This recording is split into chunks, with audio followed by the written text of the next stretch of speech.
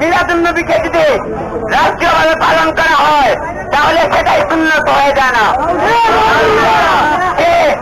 আমাদেরকে নিয়ে বললে কোনো সমস্যা নাই, কিন্তু আমার দয়াল নবীকে নিয়ে, আমার দয়াল নবী যে মিলাদুন নবী নিয়ে কিছু বললে আমরা সেটা বরদাস্ত করবো না।